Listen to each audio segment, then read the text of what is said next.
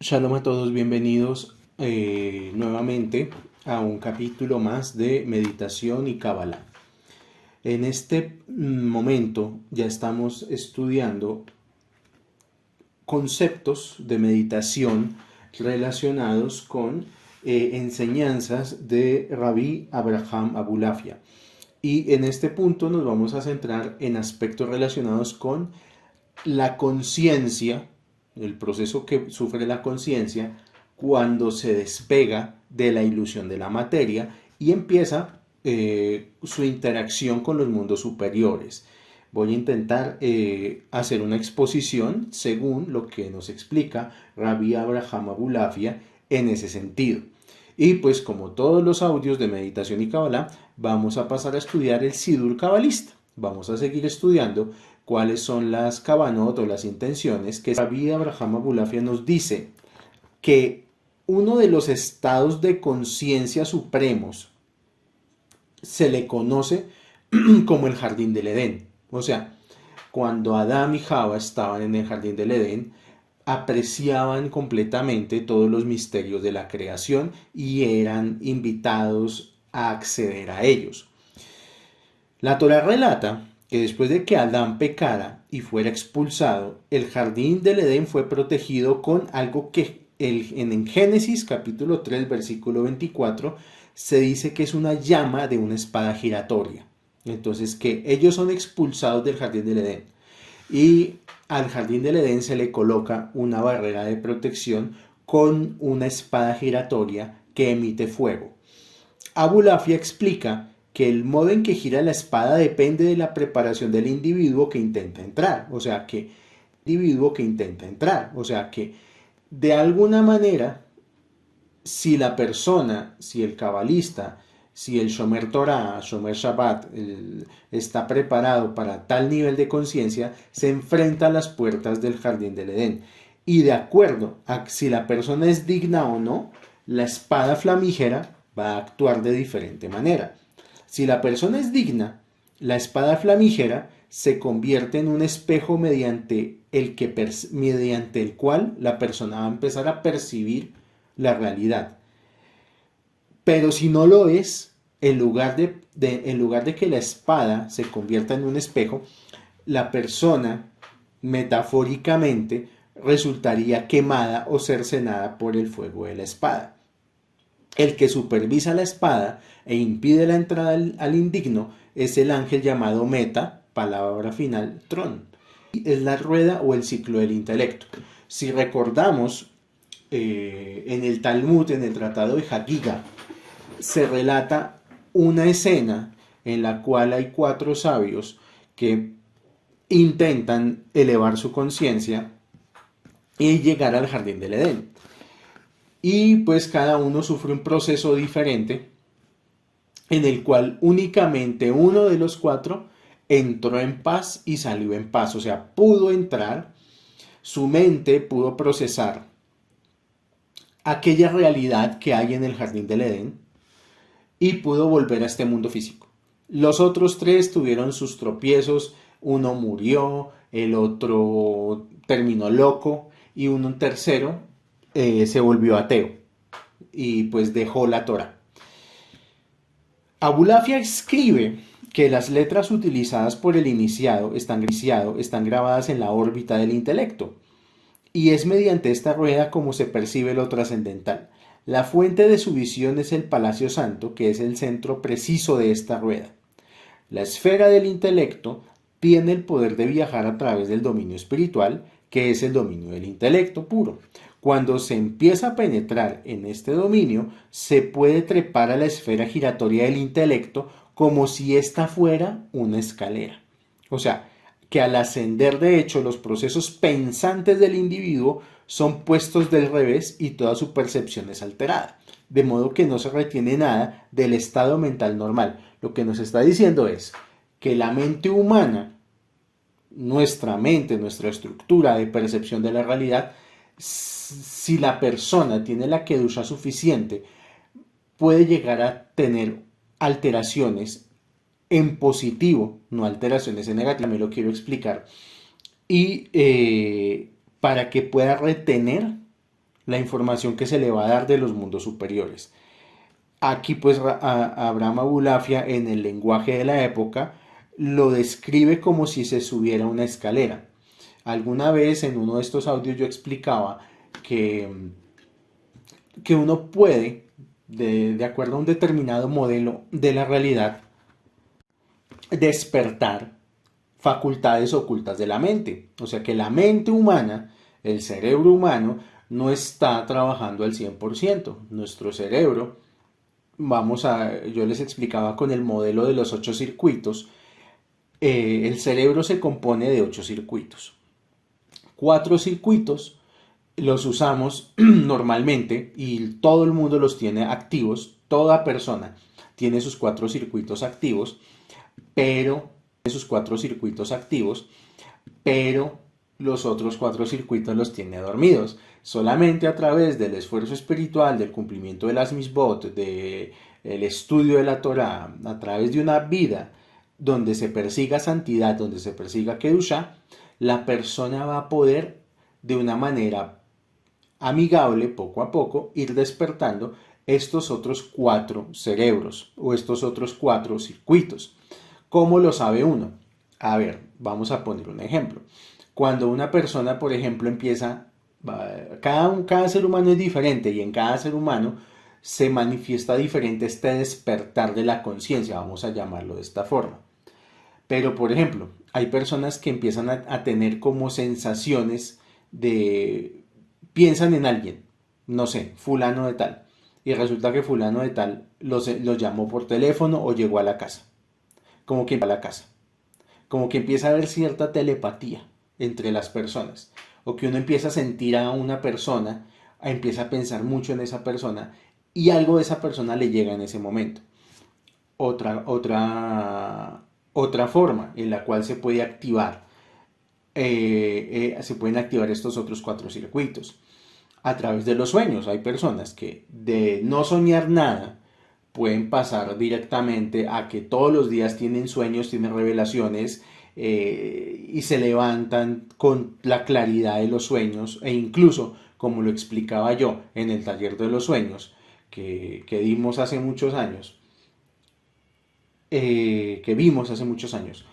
explicaba que a veces uno encuentra las respuestas a las preguntas que tiene de la vida es en los sueños. Si, por ejemplo, no sé en qué invertir, no sé qué hacer con mi vida, no sé qué decisión tomar respecto a mí, con claridad completa, sin lugar a dudas y sin fallo, lo que tiene que hacer, o a con quién tiene que hablar, o a dónde tiene que ir, etcétera, etcétera, etcétera. Entonces, eso pasa, este tipo de situaciones suceden cuando la persona está despertando sus otros 4 circuitos del cerebro.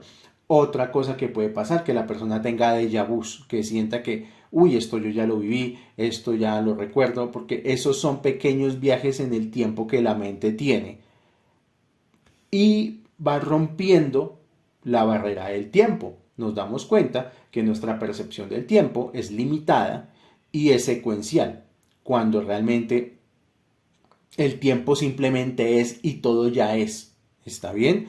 Entonces, las personas que tienen déjà vu es porque ya están rompiendo la paradoja del tiempo, por así decirlo.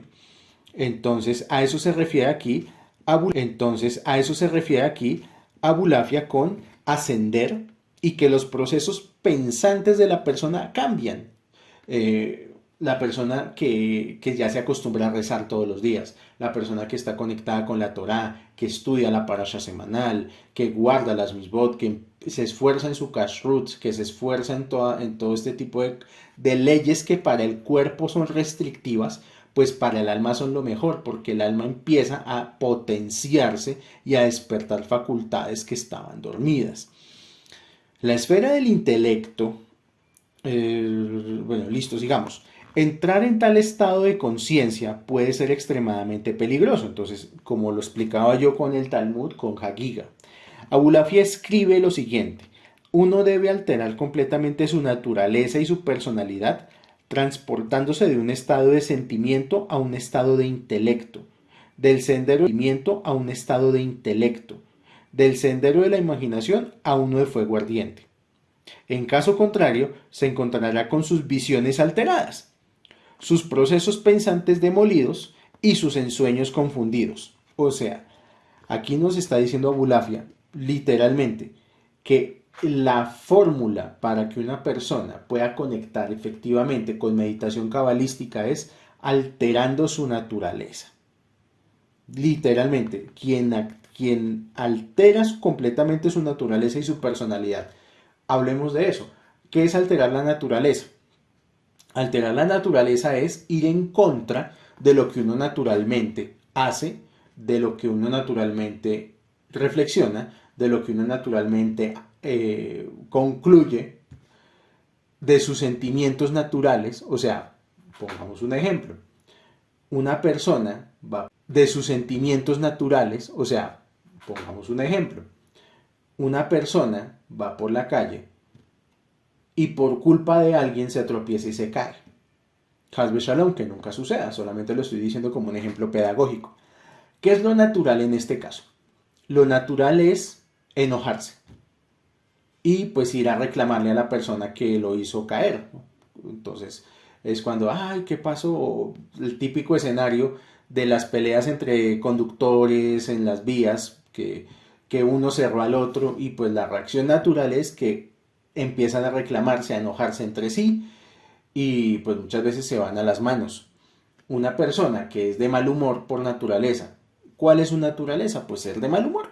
O sea, si alguien ya tiene su de base que es de mal humor, pues su naturaleza es ser de mal humor. Entonces la naturaleza es esa.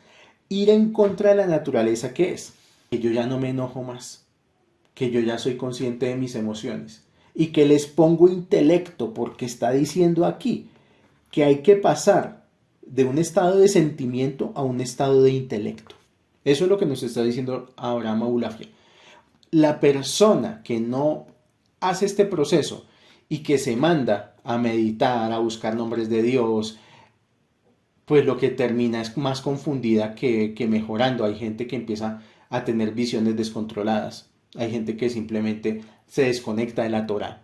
Hay gente que empieza a tener daño en su alma en lugar de tener progreso. O sea que antes de uno buscar, a votarse, a buscar Yehudim, nombres de Dios, este tipo de cosas, tiene que alterar su naturaleza y su personalidad.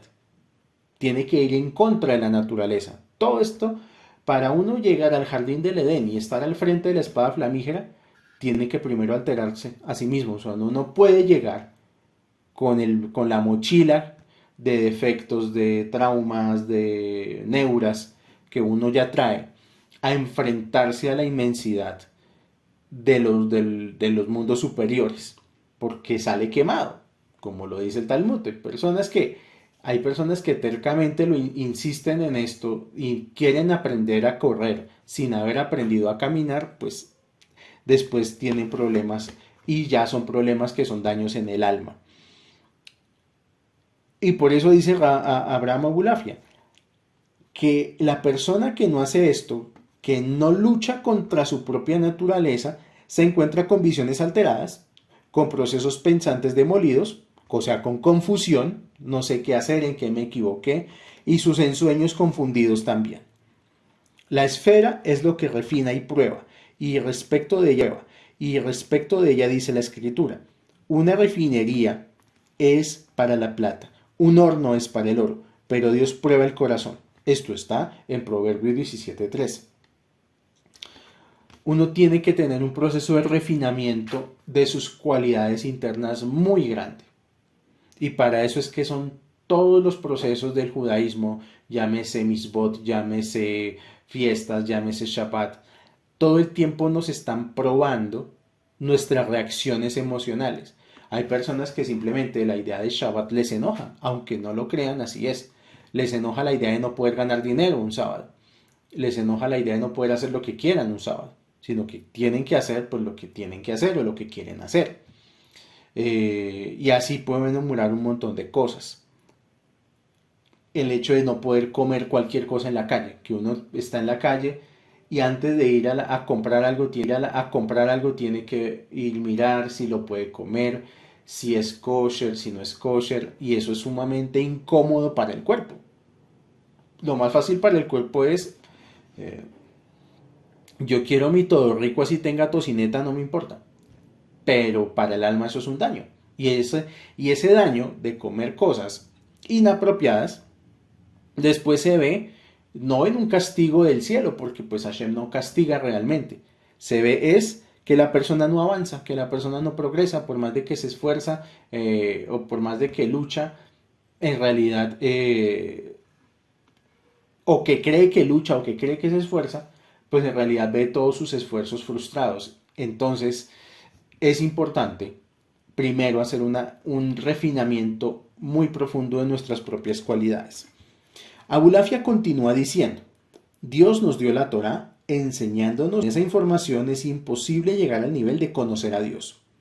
Él explica que contra más alto se asciende, más barreras hay que romper. O sea, que una persona entre más crece espiritualmente, quizás va a tener más pruebas. No es al contrario.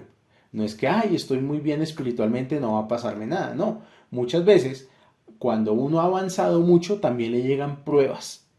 Y es más difícil ascender, como diría Rabbi Yehuda. Entre más que Dusha uno tiene, también el Yetzer Hara crece. Entonces uno tiene que estar siempre alerta y siempre pendiente de crecer espiritualmente.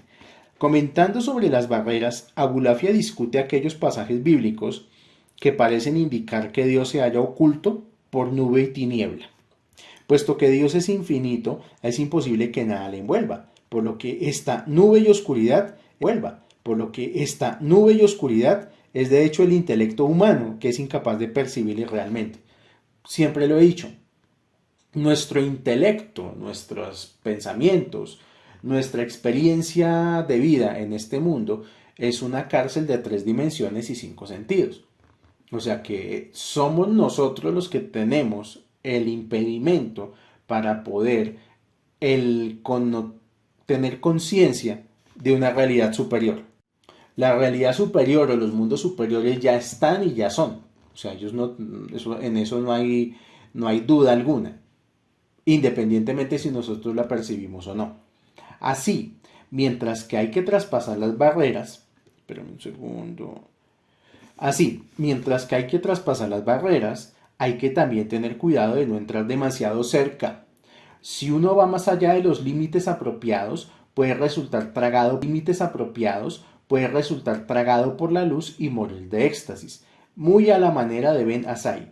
Según Abulafia y otros cabalistas, esta era la muerte conocida como, entre comillas, el beso de Dios, que según el Talmud estaba reservada a los más grandes santos. Una manera de evitar esto es atar la propia alma con un juramento de que no va a dejar el cuerpo.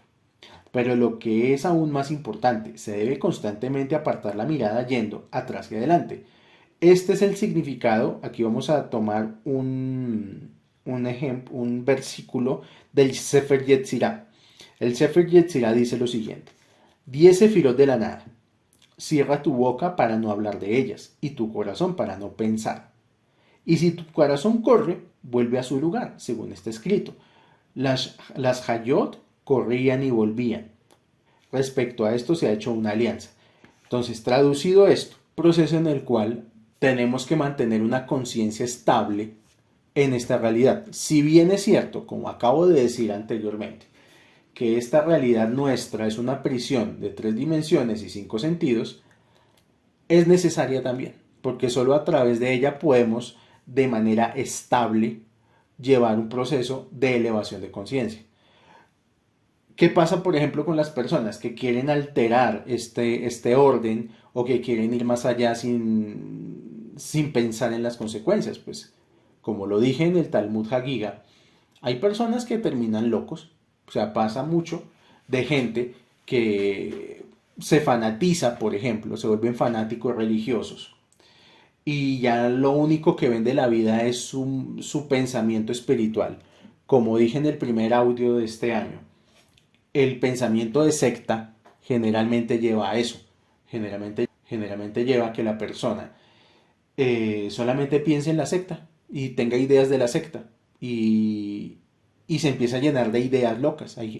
Incluso le ha pasado a maestros espirituales, a grandes cabalistas de este tiempo, les ha pasado eso, que se han dejado llevar por su propio viaje psicodélico.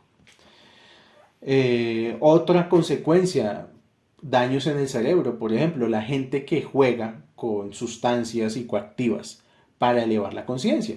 Estas sustancias psicoactivas van de todo tipo,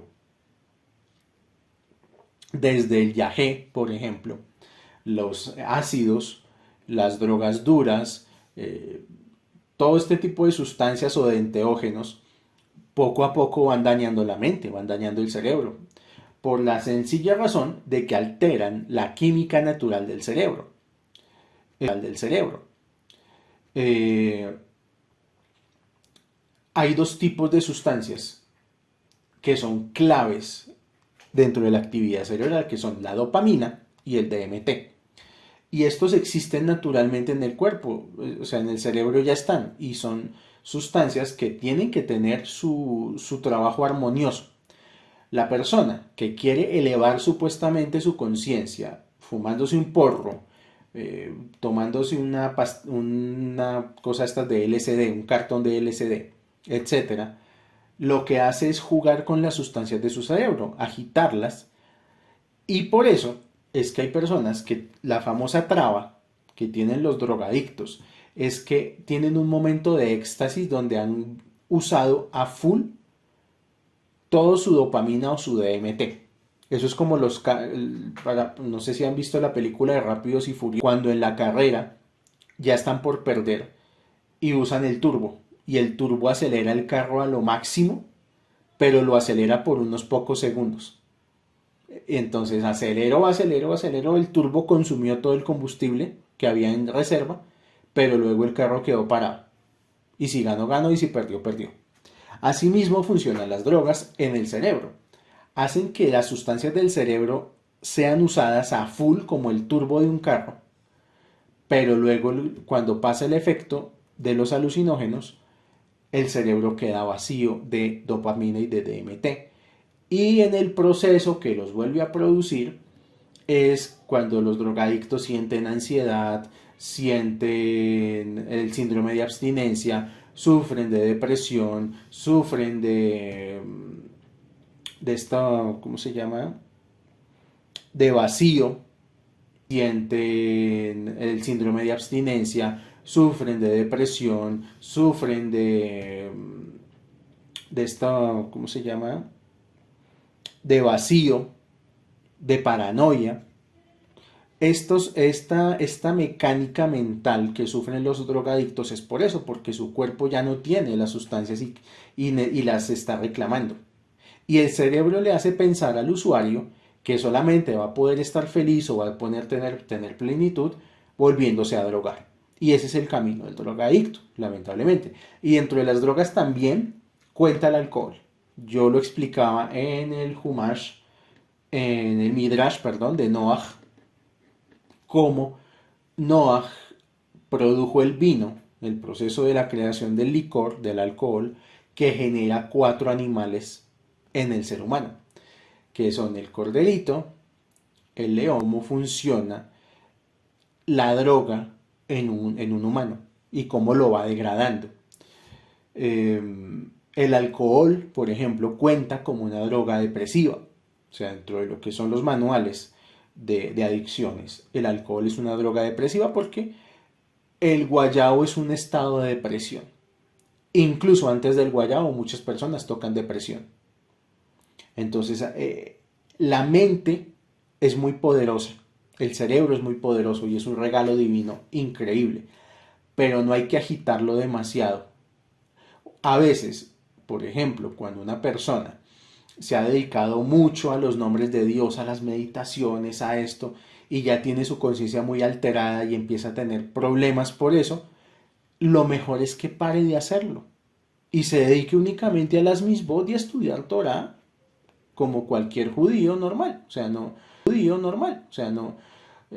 proceso espiritual no es fritarse, proceso espiritual no es estar todo el tiempo viendo ángeles o soñando cosas locas, no, eso no es proceso espiritual. Proceso espiritual no es tener premoniciones ni nada de estas señales. ni sentir que uno está super, ni que uno es un superdotado espiritual. El proceso espiritual es saber llevar una vida buena y estable a lo largo del tiempo. Y esto implica tener una vida buena económicamente, emocionalmente, familiarmente y espiritualmente. Es un todo para poder cumplir mis votos. Continúo con Abulafia. Abulafia sostiene que cuando el individuo se halla en los niveles meditativos superiores, puede de hecho alterar las leyes de la naturaleza mediante la pura fuerza espiritual. Sin embargo, se muestra muy opuesto al empleo de los poderes para un propósito tal, siendo su intención fundamental la de la iluminación espiritual y no la de realizar trucos mágicos. En varios lugares Abulafia describe las técnicas mágicas de la cábala práctica y las denuncia sin ambigüedad. Entonces, aquí nos está diciendo Abulafia que las meditaciones no son pues como para pedirle cosas al Eterno. Me explico, o sea, no es que yo medito para ver si me saca de la inmunda económicamente, Hasbe Shalom. No es el propósito de la meditación buscar recursos banales de este mundo físico. El objetivo de la meditación es la elevación propia de la conciencia, como dice aquí, la pura fuerza espiritual. Ay, venga, deme el nombre de Dios para tener plata, deme el nombre de Dios para mejorar mi vida. Pues no va a tocar ni de cerca estos estados, porque lo que está demostrando es que el ángel que cuida el jardín del Edén, pues no lo va a dejar pasar. Eso es lo que yo quiero decir. La mejor época para alcanzar los niveles de meditación más profundos es la vejez, cuando el intelecto está bien desarrollado y el tirón del cuerpo es débil. O sea, cuando los deseos del cuerpo ya son muy poquitos. Aunque los jóvenes pueden intentar penetrar en los misterios, Abulafia enseña que no alcanzarán los niveles superiores hasta bien entrados en años. Esto refleja la enseñanza talmúdica de que tales misterios no deben enseñarse sino a un individuo que haya pasado la mitad de su vida. Lo que nos dice la Torá, por ejemplo, cuando el patriarca Abraham empieza a tener las visiones de los ángeles y esto, la Torá dice, literalmente, Abraham ya estaba entrado en años. O sea que no esperemos los jóvenes tener experiencias místicas y ver la Merkabah y ver todo este tipo de cosas, porque todavía estamos atados a los deseos del cuerpo. O sea, mientras uno es joven aún, todavía quiere conseguir materia, todavía quiere conseguir carro, ropa, casa, y tiene que ser así, porque pues la única forma de construir un hogar, de construir una familia es a través del dinero y de las cosas. O sea, no está mal. Pero ese mismo deseo por el mundo material a uno lo aleja de experiencias místicas. Solamente las personas que ya han estudiado mucho a lo largo de su vida y tienen un desarrollo personal enorme, ya han pulido mucho sus cualidades, su mal genio, su testarudez, la terquedad.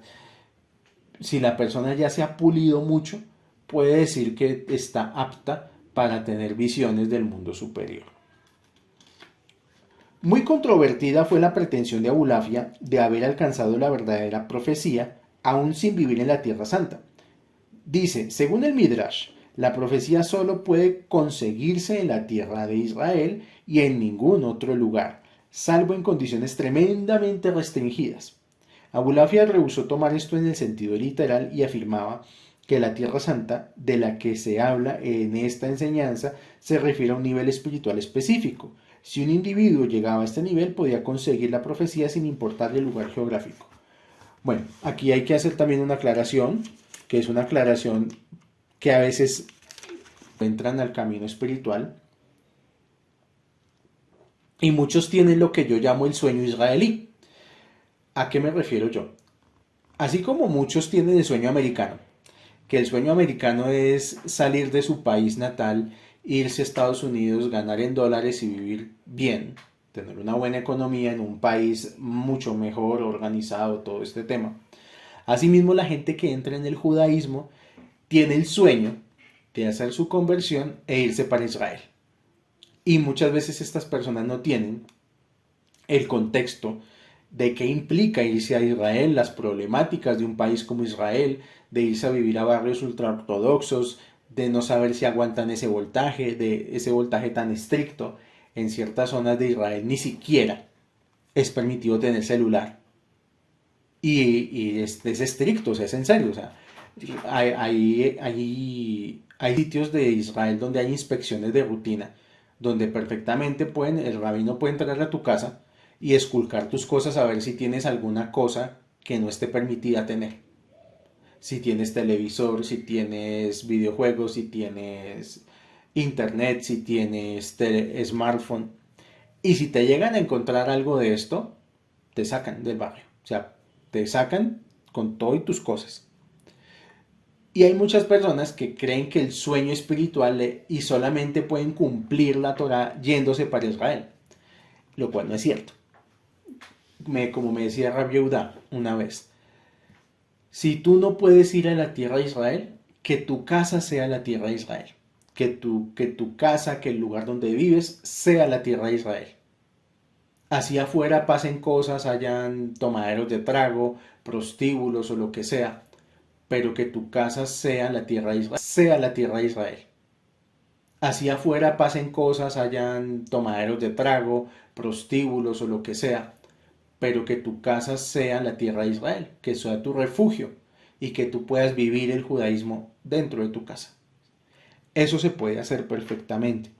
Y el objetivo de Ciudad Refugio de alguna manera es que la persona no se vea limitada a que entonces si no tiene todo perfecto no puede cumplir el judaísmo. Se puede. Cada quien dentro de sus posibilidades, dentro de sus capacidades o limitantes, puede. Y mi objetivo con este grupo es generar las bases para que cada persona tenga una vida judía. Bueno, vamos al capítulo 5, lo vamos a leer y leemos Sidur. Capítulo 5, el Edén oculto. Capítulo 5, el Edén oculto. Muchos tipos de meditación utilizan la repetición o canto de ciertas palabras y frases. Sin embargo, en el sistema de Abulafia, la escritura juega también un papel muy importante. Más que recitar las diversas combinaciones de letras, el iniciado debe escribirlas. Una técnica particularmente efectiva es tomar una palabra y permutar sus letras de todas las formas posibles. A partir de esto, el iniciado procede a manipular la palabra de otros modos, utilizando los diversos códigos cifrados y los valores numéricos de las letras. O sea, todo lo que uno hace con gematría, en pocas palabras. A esto se alude en el Sefer Yetzirah, que habla del número de formas en que las diversas palabras pueden permutarse. Asimismo, una palabra de 3 letras tiene 6 permutaciones. Una palabra de 4 letras, 24 permutaciones. Una de 5, 120. Y una de 6 letras, 720 permutaciones. Hay una técnica especial que se conoce como movimiento cíclico, o más bien como galgal, mediante la que se permutan las letras de una palabra de un modo preestablecido. Escribir de esta forma es un tipo de meditación en el que se hace uso tanto del sendero del cuerpo como del intelecto. Otra razón importante para la efectividad del método es que las letras son la misma esencia de la creación. Y por consiguiente, al escribirlas y permutarlas, uno puede canalizar esas fuerzas a su propio ser espiritual. Abulafia nota, por ejemplo, la palabra hebrea para tinta, que se escribe dio, se escribe resh yud bab, dalet yud, la letra inicial yud del tetragramatón y la sustancia del dominio espiritual. La tinta con la que uno escribe, por lo tanto, es entonces la sustancia de su experiencia espiritual de la que todo lo demás se sigue. Con lo cual, uno tiene que tener mucho cuidado si, por ejemplo, tiene cuadernos donde apunta y escribe todo lo que estudia y, por ejemplo, escribe letras hebreas en ese cuaderno. Ese cuaderno después no lo puede uno botar a la basura, no lo puede uno perder porque pues posee problemas. También esto lo que quiere decir es que toda persona que estudie Torah y se esfuerce por entender las 22 letras hebreas y en los propios libros aparecen las permutaciones de estas letras hebreas, es como si estuviera meditando, según Abraham Abulafia. Abulafia escribió mucho sobre la permutación y la combinación de letras, dedicando todo su Sefer Atzeruf, o sea, el libro de las mezclas, al tema. En él, sin embargo, escribe muy poco respecto al modo concreto de utilización de sus permutaciones. Hay, no obstante, un lugar en el que Abulafia se extiende sobre ello y es en un libro llamado Otzar Eden Aganus, que se traduce El tesoro del Edén oculto. Vamos a leer un extracto chiquitico del Otzar Eden Aganus. Dice aquí: te he explicado lo que necesitas y no te falta nada. Coge pluma, pergamino y tinta y escribe las letras permutándolas de modo que denoten el bien. Como dice el Salmo 34:15, apártate del mal, haz el bien, busca la paz y síguela. O sea que uno puede, digamos, si quisiéramos hablar en términos de una tarea para hacer relativa a este audio, es comprar un cuaderno puede ser cuadriculado si quieren, y hacer planas con las letras, escribir la plana de la Aleph. Yo creo que los que escuchan este audio alcanzaron a ser de la generación de los que en el colegio hicieron planas. Entonces, que la plana de las vocales, la plana de las consonantes, etcétera. O la plana de las palabras, cuando le ponían la palabra mamá y era mamá, mamá, mamá, mamá, mamá. Hacer lo mismo, un cuaderno de planas, pero con las letras hebreas. Entonces está la plana de la Aleph, la plana de la Bet, la plana de la Gimel y así sucesivamente. Hacer esto, va poco a poco rompiendo las cáscaras que hay dentro de la propia mente y va generando que uno conozca a su vez el nombre, como está escrito. Cada palabra de Dios es permutada, que la palabra permutada aquí dice seruf. Él es un escudo para los que en él toman refugio. Como dice en Proverbios 35. Esto nos enseña que el conocimiento verdadero depende de los dichos divinos, que deben ser permutados y probados mediante esta permutación. Es la permutación de las letras lo que prueba estas cosas, como está escrito. Un metzaref, o sea, un permutador para la plata, un horno para el oro, pero Dios prueba el corazón. El camino de las permutaciones es el modo que más se acerca al verdadero conocimiento de Dios, más que cualquier otro camino. Aquel que quiera emprender el camino de las permutaciones debe de inmediato probar y permutar su corazón. Lo primero que tiene que hacer es purificar su corazón con el gran fuego, que es el fuego de la oscuridad. O sea, si uno tiene el poder de soportar el camino del reproche, o sea, el fuego de la oscuridad que nos dice Abraham Abulafia, es aprender a recibir reproches. Porque los reproches generan en uno molestia, generan en uno enojo, generan en uno todo lo que es natural en el comportamiento humano. Si una persona tiene el poder de soportar el camino de los reproches con gran pasión y si su mente puede controlar sus fantasías, entonces él está en disposición de cabalgar sobre su propia mente como un caballo. Y aquí la palabra es cabalgar su propia mente. Yo no sé si a ustedes les pasa, pero muchas veces no les pasa que uno piensa, perdón la palabra, lo digo solamente en un sentido pedagógico, piensa como muchas huevonadas, como muchas tonterías, y uno resulta, ¿por qué estoy pensando en esto? ¿Por qué no puedo controlar mis pensamientos? ¿Por qué estoy rezando? Y empiezo a pensar en lo que tengo que hacer durante el día. ¿Por qué cuando llego a la amida, en lugar de estar concentrado en la amida, estoy pensando en que tengo que pagar la luz, el agua? ¿Por qué pasa eso? Esto pasa porque la persona no cabalga su propia mente, porque la mente está descarriada como un caballo salvaje. Entonces por eso dice que la persona que aprende a soportar los reproches y controla sus fantasías, empieza a controlar su mente. La puede controlar según su deseo, espoleándola hacia adelante o apretando las riendas para que pare donde él quiera. En todo momento, su imaginación permanece sujeta a su voluntad, sin desviarse de su voluntad ni siquiera en el espesor de un cabello. Una persona con este poder es en verdad un guerrero poderoso. Es como Uriel, que constantemente mira a la luz de Dios y se deleita en los misterios divinos. Te diré ahora el misterio de la verdadera disciplina, mediante la cual podrás alterar las leyes de la naturaleza.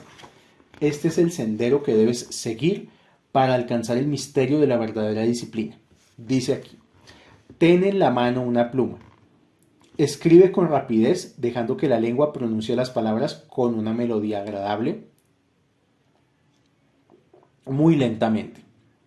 Las palabras pueden consistir en cualquier cosa que desees, en cualquier lengua, porque debes hacer volver a todas las lenguas a su sustancia original.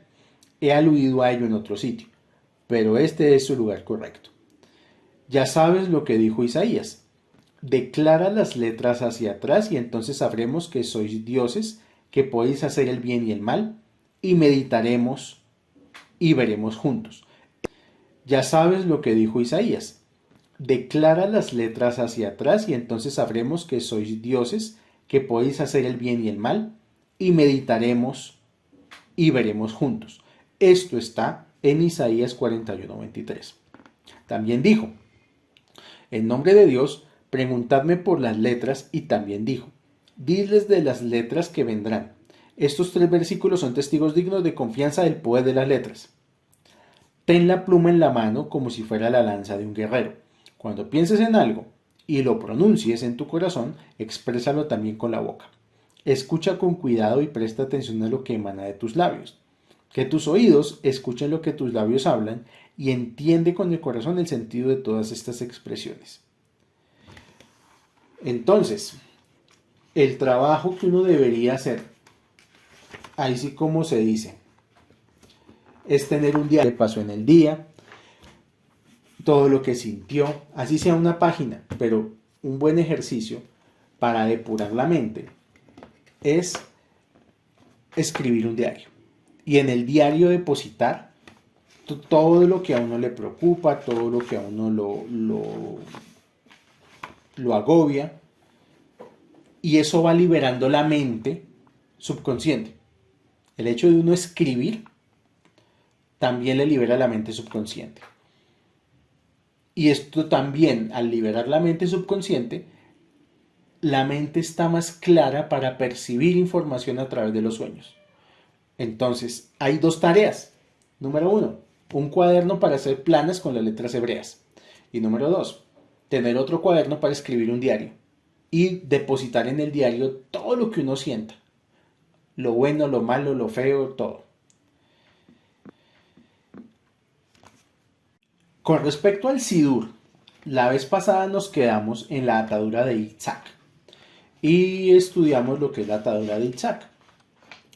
Cuando uno termina la atadura de Itzhak, por lo menos, tanto en los Sidures Sefardí como Ashkenazim, hay un rezo que a continuación que dice: mi el kamoja no sea bon, veo verá el pesha li sherit nahalato. Este verso se compone de 13 renglones.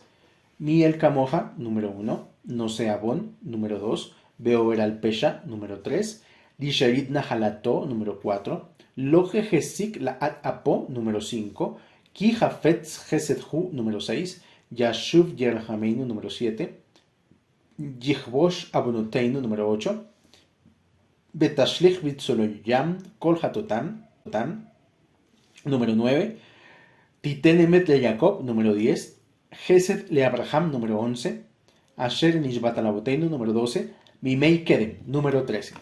Estos 13 renglones son los 13 atributos de misericordia. O sea, que apenas uno termina de recitar la atadura de Itzhak, conecta inmediatamente con los 13 atributos de misericordia.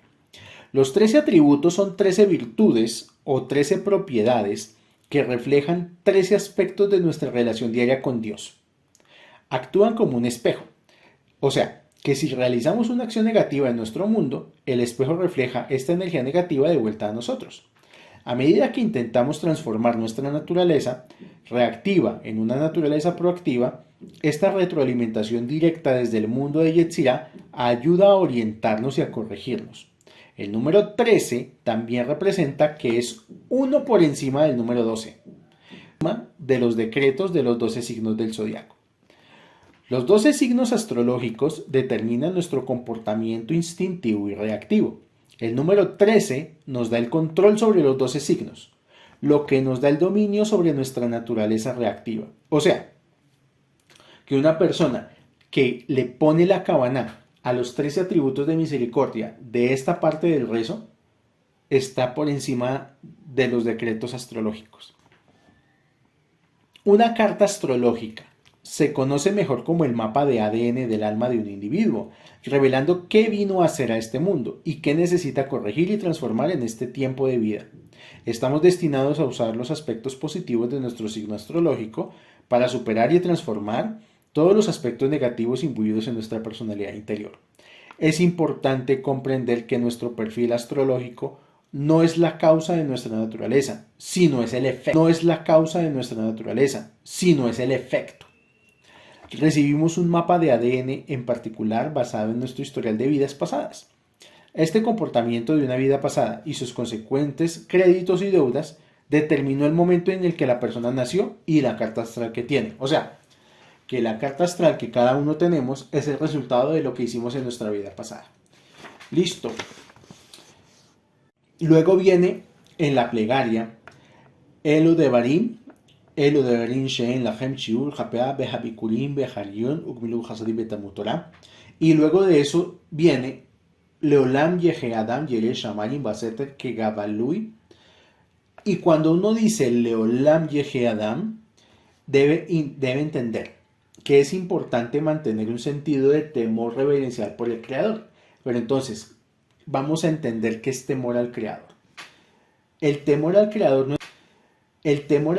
no es temer el castigo, porque entonces la persona que solamente actúa espiritualmente por miedo a un castigo, no está actuando de corazón. El temor al Creador es el temor a desconectarnos de la luz espiritual. Ese es el verdadero temor, que incluso el temor a que me empiece a ir bien y entonces como me empezó a ir bien, deje de rezar, deje de guardar mis bot, ya me salté un Shabbat, ya me salté 2, etc. Hay que tener mucho cuidado con eso. Luego de haber recitado Leolam Yehe Adam, la siguiente parte es Levat Aneshama. Levat Aneshama Hatehora Shehia Tidal Iten Din Beheshbon.